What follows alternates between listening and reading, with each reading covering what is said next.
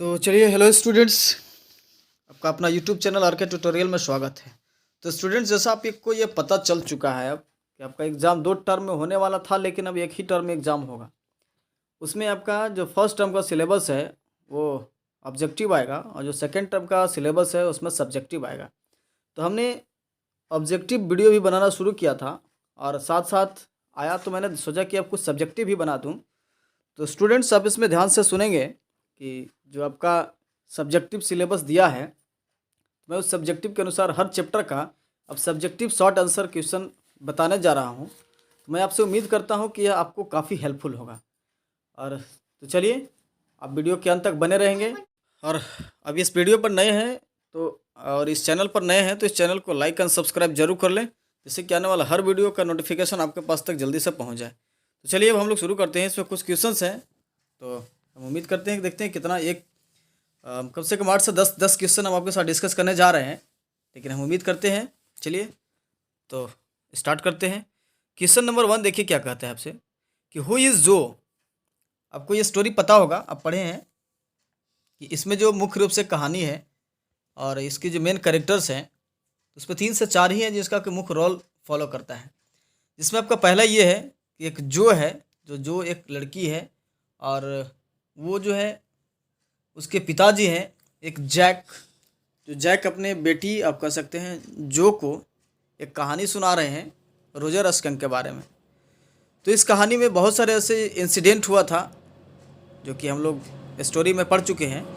तो चलिए, हम इसका कुछ subjective question, very short question है जो 3 नंबर का एग्ज़ाम में आएगा। तो चलिए, हम इसको एक एक करके देखते हैं क्या जो आपके साथ डिस्कशन हम करने जा रहे हैं। तो इसमें पहला क्वेश्चन ये है कि अब ध्यान से पहले समझ लें। Who is Jo, how does she respond to her father's story telling.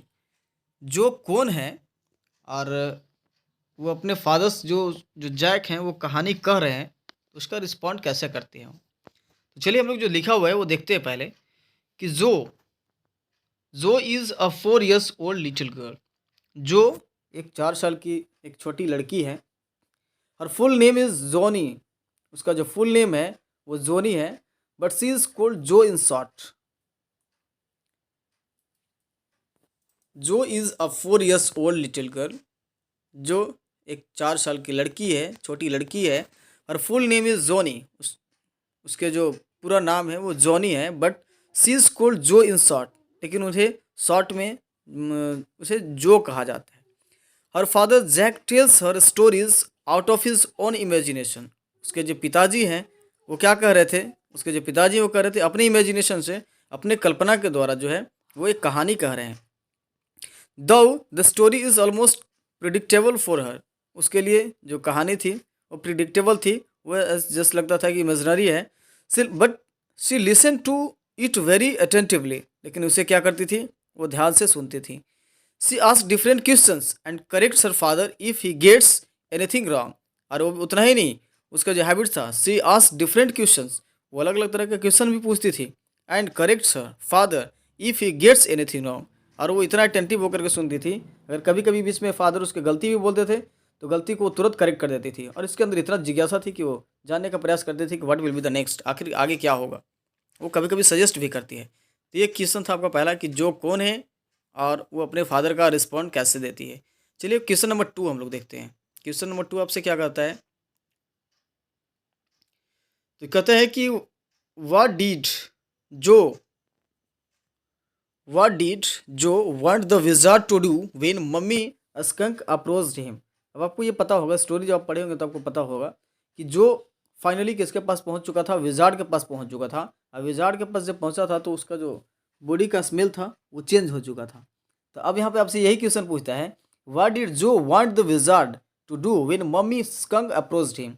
जब उसकी मम्मी जो है विजार्ड के पास जब फाइनली पहुंचती है तो आखिर वो जो क्या चाहती है। तो चलिए, हम लोग देखते हैं, इसलिए कि काफ़ी अटेंटिव होकर के कहानी सुन रही है। तो हम लोग इसको देखते हैं कि आखिर वो किस तरह से रिस्पॉन्ड करती है और वो क्या जवाब देना चाहती है। देखिए, Roger smelled very bad. Story पढ़े हैं तो आपको याद होगा। रोजर जो है वो कैसे था, रोजर स्मेल वेरी बैड। देखिए, रोजर स्मेल वेरी बैड, वो काफ़ी उसका बैड स्मेल, बॉडी से काफ़ी बैड स्मेल आता था। Everybody tease him by calling him sticky skunk. उसको जब भी वो एनिमल्स के पास जाता था, क्रिएचर के पास जाता था, तो उसे कहा जाता था क्या, स्टिकी स्कंक कह करके जो है उसे चिढ़ाया जाता था। Nobody wanted to play with him, और कोई भी जो है उसके साथ खेलना नहीं चाहता था। किसके साथ? रोजर स्कंक के साथ। The wizard gave him the smell of roses.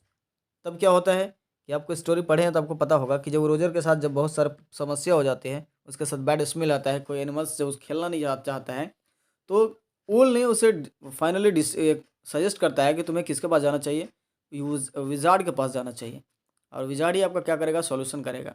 जैसा कि पता था कि वो क्या होता है, जो वो जाता है, सॉरी, ये जो रोजर स्कंक है वो किसके पास चला जाता है, तो आपने देखा ना, ये रोजर स्कंक विजार्ड के पास जाता है, ठीक है। और विजार्ड के पास जब जाता है तो by taking help of magic spell, है ना, मैजिक के सहायता से क्या करता है, उसको रोजेस को चेंज कर देता है। मतलब ये हो गया, the wizard gave him the smell of roses. Wizard क्या कर दिया, स्मेल चेंज कर दिया।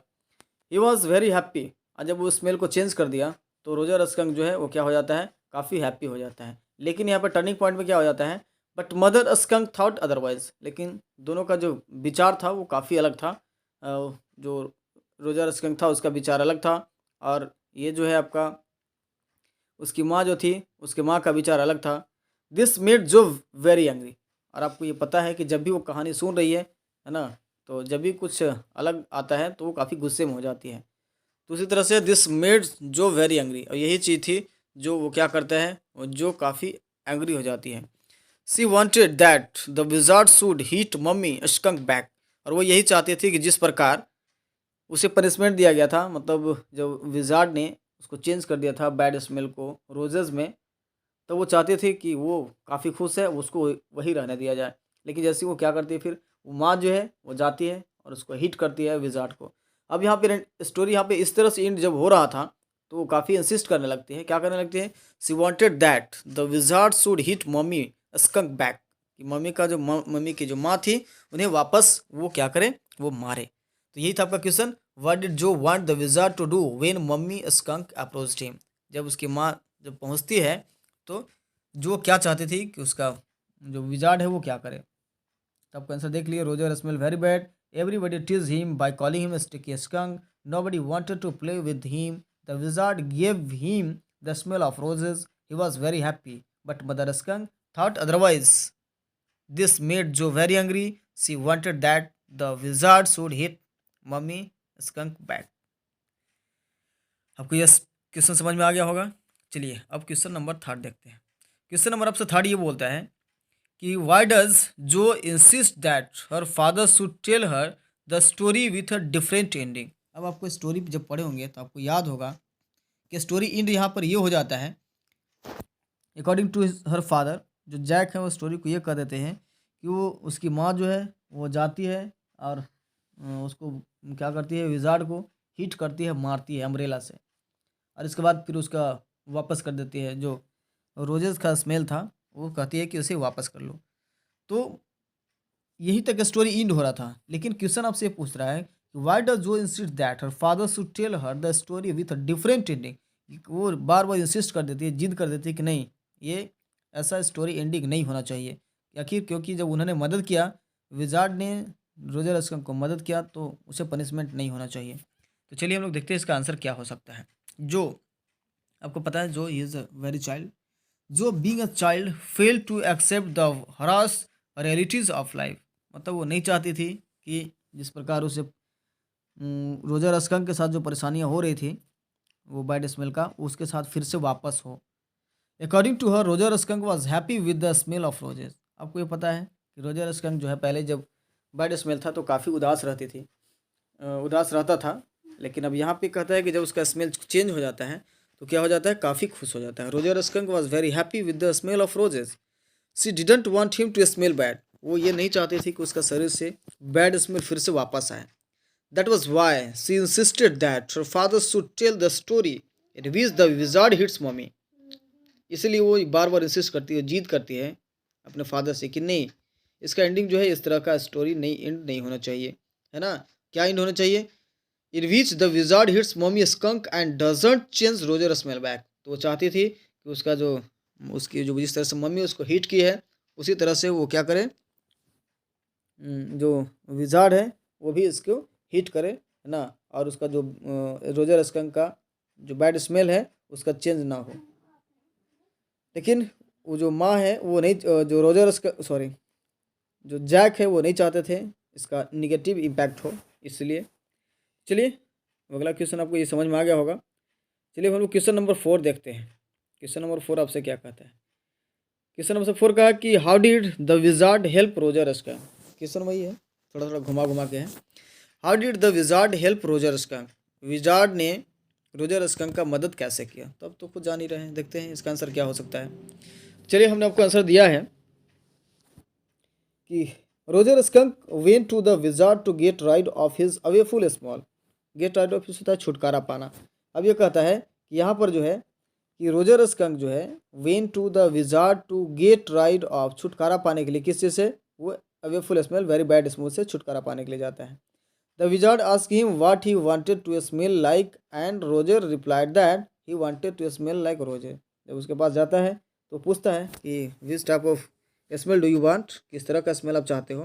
तो क्या कहा था, the wizard asked him what he wanted to smell like and Roger replied that he wanted to smell like roses. तो उन्होंने क्या रिप्लाई दिया, मुझे कैसा चाहिए स्मेल, तो वो रोजेस का स्मेल चाहिए। तो चलिए अब रोजेस स्मेल चाहिए उसका, लाइक रोजेस मतलब गुलाब के जैसा। The wizard then chanted a spell and changed his smell to that of roses. इसके बाद वो क्या करता है, आपको याद था ना, पढ़ा रहे थे उस समय, आबरा कडाबरा होकुस पू, है ना, ये तो याद ही होगा आपको, देख लीजिएगा एक बार। तो ये क्या करता है, वो विजार्ड देन चैंटेड स्पेल, वो मैजिक स्पेल बताता है, और इसके बाद उसका बॉडी से जो बैड स्मेल था उसको चेंज कर देता है, कैसे में चेंज कर देता है, रोजर से चेंज कर देता है। Roger Skunk was very happy, और इसके बाद उसका चेंज हो गया तो रोजर स्कंक वेरी हैप्पी होता है। Everybody like to play with him. तो चलिए आपका क्वेश्चन क्या था, आप उसको अभी फिर से देख लीजिए। What how did the wizard help Roger skunk. तो बस इसका कंक्लूजन यही निकला कि रोजर स्कंक के पास वो क्यों गया था, विजार्ड जो है, रोजर स्कंक विजार्ड के पास क्यों गया था, तो अपना बैड स्मेल को चेंज करने के लिए, वही है। चलिए अब क्वेश्चन नंबर हम लोग 5 देखते हैं। क्वेश्चन है कि why was Roger स्कंक्स mummy angry. सब मिला जुला के क्वेश्चन वही है, आपको सिर्फ समझना है, बस इधर से उधर घुमा के क्वेश्चन आपको पूछ देता है ताकि आपको वो फंसा दे। तो आपको इस पर फंसना नहीं है, बल्कि आपको एटम बम की तरह बन के जाना है। क्वेश्चन चाहे जैसे भी घुमाए, बस आपको क्या कर देना है, उसके ऊपर अटैक कर देना है। चलिए क्वेश्चन देख लीजिए। Why was Roger स्कंक्स mummy angry, Roger Skunk की जो माँ थी वो एंग्री क्यों थी। चलिए आंसर क्या होता है देखते हैं। कि when Roger Skunk return home smelling like roses. अब आपको पता था ना कि वो काफ़ी खुश हो गया था, वाह हमें तो बैड जो स्मेल था वो काफ़ी अच्छा हो गया, है ना। तब कहता है कि when Roger Skunk return home smelling like roses. अब ये देखता है कि हमारा जो स्मेल था वो तो काफ़ी ख़त्म हो गया था, और है ना, कहता है वेन, नहीं चलिए क्वेश्चन एक बार रिपीट कर लेते हैं फिर से। Why was Roger स्कंक्स mummy angry, Roger Skunk की माँ एंग्री क्यों थी। कहता है when Roger Skunk return home smelling like roses.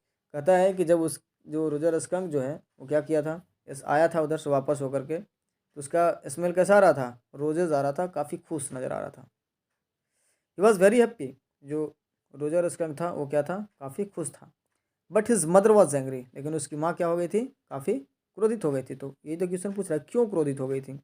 She told Roger that he didn't smell like a skunk any more, है ना, कि वो चाहती है कि किसी भी कीमत पर, वो दूसरा नहीं चाहती है, किसी भी कीमत पर वो चाहती थी कि उसका कैसा हो, तो रोजर स्कंक जो है बस उसी वही स्मेल हो।